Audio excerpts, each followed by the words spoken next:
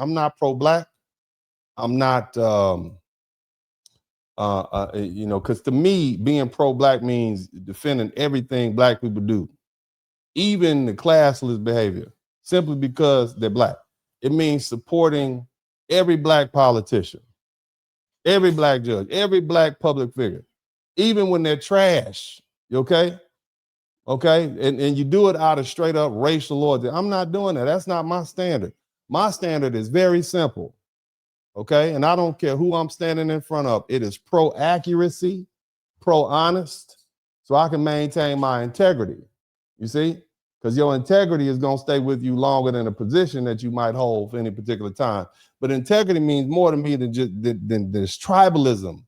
Okay? It means more to me than this tribalism ever will. One of the biggest problems in America today is that we've turned race into a team sport. We judge everything through a racial scoreboard. And when somebody from our side does something wrong, we look for excuses. When somebody from the other side gets hurt, too many people act like their team just scored a point. Whether we're talking about O.J. Simpson or George Zimmerman or Derek Chauvin, okay, and all these other high-profile cases, too many Americans stop asking what actually happened and instead ask which side won. And that's not justice. That's tribalism. And that's America's real national pastime. People say baseball is America's pastime. I don't believe that. I think race is America's pastime. I think we enjoy it secretly. I think all of y'all enjoy it, black, white, whatever. But we but we've been keeping score by race since country's founding. Every controversial case becomes another opportunity for people to cheer for their team instead of searching for the truth. And that's that's one game I've decided I'm not going to play. Okay, and that's why I don't judge Justice Clarence Thomas or Justice Ketanji Brown Jackson based on whether I personally like them. I don't judge them based on what political party they're associated with, Democrat, Republican. Okay, I don't judge them based on who they married, because both of them are married to white folk. Okay, who you sleep with is whatever. Okay, both happen to be black. Both happen is, again, they have white spouses long time. So if one of them is a sellout because they marry out, then intellectually honest people require that the same standard applied to the other. Obviously, that's not how most people think, right? Right? Can we tell the truth? The truth is we're gonna treat Serena Williams differently than we treat a Tiger Woods or Michael Jordan. That's the truth, right? Right? People usually decide first who they like, and then invent a standard to justify it afterward. I'm not going to play that game with y'all. Instead, I'm going to read what's wrote. And when I read Justice Thomas's dissent, which is 77 pages long, I see someone who continually brings the conversation back to the history of Black Americans and our sacrifice. He started with Dred Scott. He started with Reconstruction. He began with the reason the 14th Amendment exists in the first place. He reminds us that our ancestors were denied citizenship even though we are Americans, and that the citizenship clause was adopted to overturn one of the most shameful decisions in the Supreme Court history. Justice Jackson starts from a very, very, very different place. Her opinion emphasizes a broader constitutional principle that extends beyond the specific historical injustice that gave birth to the 14th Amendment in the first place. That's crazy. How you going to ignore the history? What you think we was doing back there? You thought we was on slides and eating lollipops? Again, that's a legitimate constitutional philosophy, and as reasonable lawyers, we can agree to disagree, which is better, which is more accurate. But as far as you non-lawyers, you regular people, and if I take my lawyer hat off and I just ask myself, which constitutional philosophy places greater emphasis on preserving the unique historical heritage of foundational Black Americans in our fight for citizenship, my answer is is Clarence Thomas. And that's not because he's Black. It's not because he's conservative. It's not because I agree with every opinion he's ever written. It's because on the issue, I believe his constitutional philosophy gives greater weight to our sacrifice as Black Americans and our constitutional inheritance as descendants of American slavery. Now, here's the thing, man. People have spent years calling Clarence Thomas a sellout, Uncle Tom, y'all name the names, every other name imaginable. You know what I'm talking about. But it's time we stop calling people names and start reading what they actually write. Maybe we've been measuring pro-Black all wrong. I'm going to say that again. Maybe we've been measuring who is for us and who is against us all wrong. Maybe the better question is who sounds, better question isn't who sounds the most pro-Black, okay? Or who we like the most.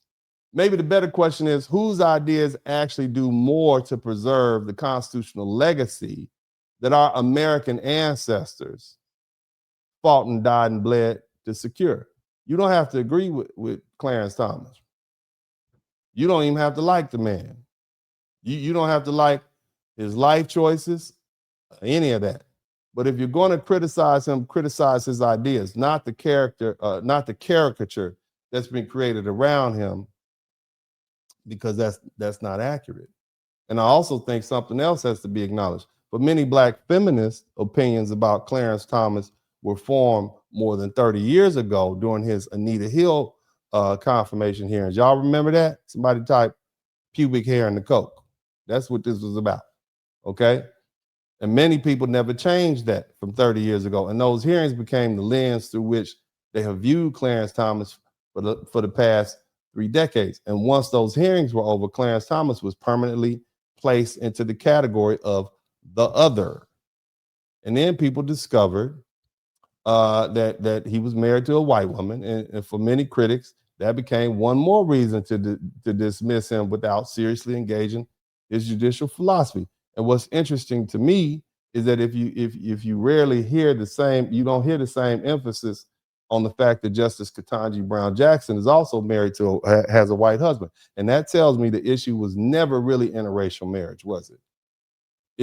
If that were the standard, right, they would have applied it equally. Instead, it seems to me that many people are already decided who Clarence Thomas was, and everything else simply became confirmation of a conclusion that they already reached. And over the last several years, we've also watched the public conversation surrounding allegations of sexual misconduct. Somebody type "Me Too" in the chat room. And that makes the whole conversation more complicated, because that exposed some real abuse by powerful people. But it also led to some highly publicized cases which accusations were fiercely contested, including the litigation between Johnny Depp and Amber Heard. Y'all remember that? Pooping in the bed. Y'all remember the pooping in the bed girl? Huh? Y'all remember that? And see, those cases reminded many Americans of something our legal system has always recognized. Allegations or what they said you did is not proof.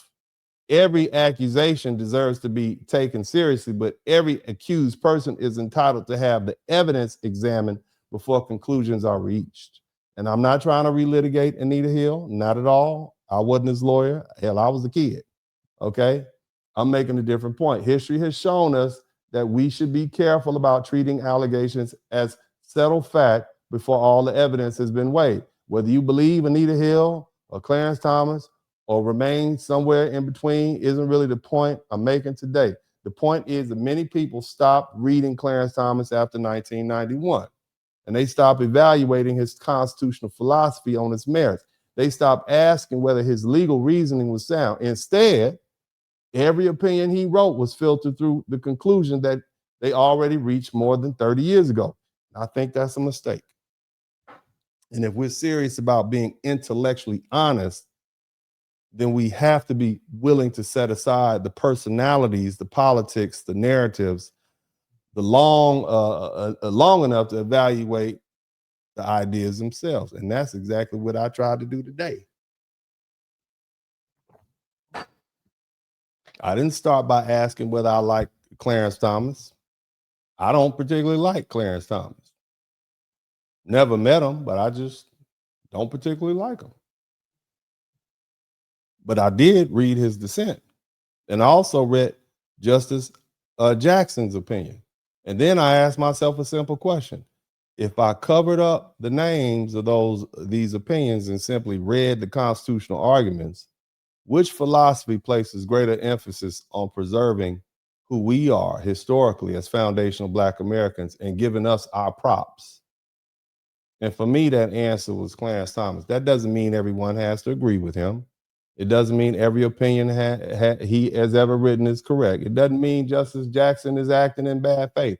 It simply means that on this issue, I believe Justice Thomas gives greater constitutional significance to the history, to our sacrifices, to our legal struggles that produced the 14th Amendment more so than Justice Jackson does. And because after reading his opinions for myself, I reached a conclusion that I know a lot of people who won't like. I think Clarence Thomas has been one of the most misunderstood Black men in modern American public life. And whether history ultimately proves him right or wrong on this constitutional question, it remains to be seen. But one thing is for certain: if you're going to condemn him, you owe it to yourself and you owe it to the truth to read his words before you repeat someone else's opinion about him.